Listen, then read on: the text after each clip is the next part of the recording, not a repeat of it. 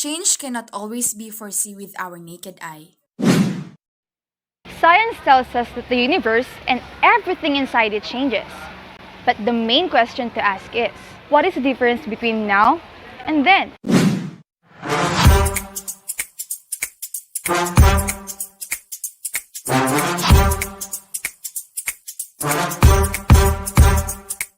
Biologically speaking, many aspects in evolutionary biology and conservation genetics rely on molecular clock. It is predicted on the idea that DNA and protein sequences develop at a consistent rate across organisms and across time. A virus contains DNA, which undergoes changes along time, can be best illustrated using molecular clock. What if your watch gave you the timing of the events in your life instead telling you the time? Your birthday, graduation, and all the special events in your life. This watch still keeps time. We're just looking at it from a different perspective. This is exactly what the molecular clock is teaching us. It counts the number of time a genome has changed over time.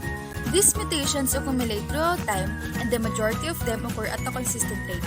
This allows us to see how individual species evolve as well as when individual species diverge evolutionarily from one another. For instance, the gene that codes for the protein alpha-globin, a component of hemoglobin, undergoes 0.56 base changes per base pair for every billion years. This information is used by evolutionary biologists to deduce how species evolve and to determine when two species diverge on evolutionary timeline.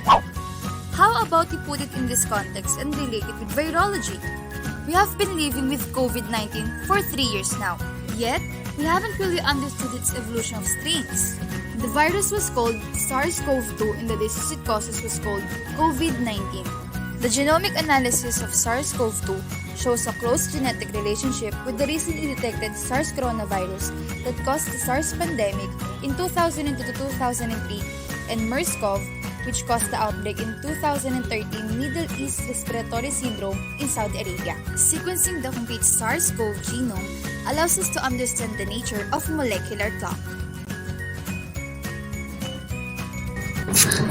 SARS-CoV-2 continues to evolve as changes in genetic code caused by genetic mutation. A lineage is genetically closely related group of virus variants derived from a common ancestor. As Mark Stoneking said, DNA sequences change by mutations, and the idea behind the molecular clock is that the changes occur at, more or less, at a constant rate over time. So, the question to ask is, what is the difference between now and then?